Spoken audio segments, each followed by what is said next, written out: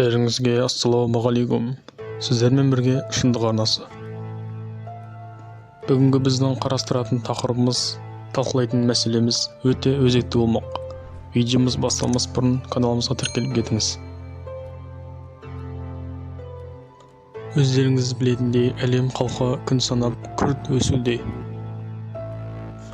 Ерте ме кеш пе бізге жейтін азық қалмай қалуы мүмкін. Бұл тұрғыда біздің елге ешқандай зиян келе қоймауы мүмкін. Себебі біздің Қазақстанның территориясы өте үлкен, халықтың тығыздығына мүлде сәйкес емес. Егер де бүкіл дүниежүзілік аштық басталатын болса, ол біздің елге біршама кештеу келеді. Алдағы 50 жылда бүкіл әлемдік аштық алғашқы рет осы Үндістан мен Қытайға келеді. Ал енді сол аштық заманында қытайлар не істеуі мүмкін? Бүгін сол тақырыпта аздап бас қатырып көрелік. Алдағы келе жатқан осы аштық қытайлар үшін алғашқылардың бірі емес. Себебі қытайлардың басынан бұрын соңды талай рет аштық заманы өткен. Тіпті қазірдің өзінде Қытай халқының 3-тен 1 бөлігі аштықты басынан өткеруде. Егер бүкіл Қытай территориясында аштық басталса, олар не істеуі мүмкін деген сұраққа барлығымыз ойлана келе былай жауап беруіміз әбден мүмкін. Олар халықты тойдыру мақсатында өздерінің дамыған технологияларымен жалған тамақтар өндіруі әбден мүмкін. Немесе екінші нұсқада олар өз елінен сыртқа қарай ағыла бастайды. Расында да бұл екі гипотеза шындыққа әбден жанасады. Бірақ біз қытайлардың қитұрқы саясатын естен шығардық. Олар сыртқы әлеммен байланыста үнемі жабық есік саясатын ұстанады. Сіздер білесіздер ме, біздің әлемімізде ешкімге айтылмаған үлкен құпиялар бар. Бұл құпияны бүкіл ғалымдар мен ғұламалар білді және оны зерттеді. Бірақ олардың зерттеулерімен ашқан жаңалықтарын бүкіл әлемге паш етуге болмайтыны мәлімделген.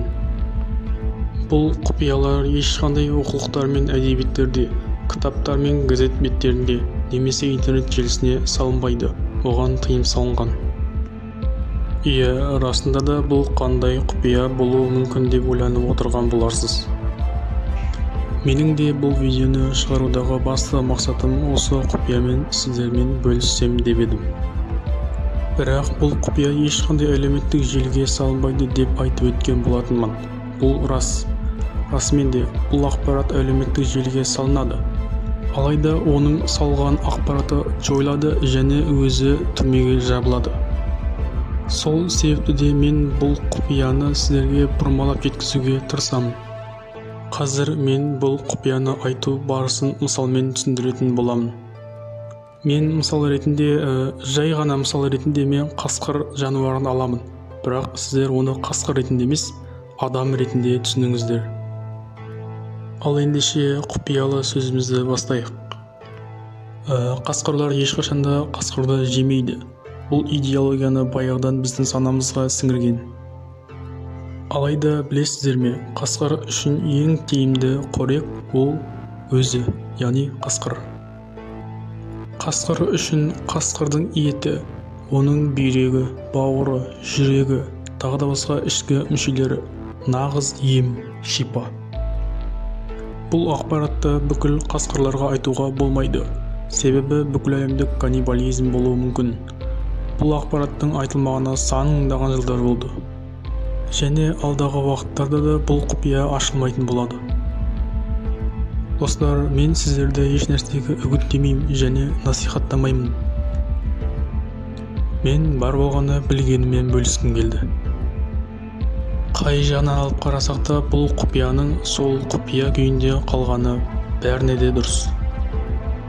Бұл видеоны жарты жылдан тастамай толық көргеніңіз үшін рахмет. Арнамызда әлі талай қызықты ақпараттар мен информациялар болатын болады. Егер де сізге осы видео ұнаған болса, немесе бір қызық ақпарат информация ала алған болсаңыз, видеоға лайк басыңыз, немесе дизлайк, өз қалауыңызда. Бастысы каналымызға тіркеліп кетіңіз.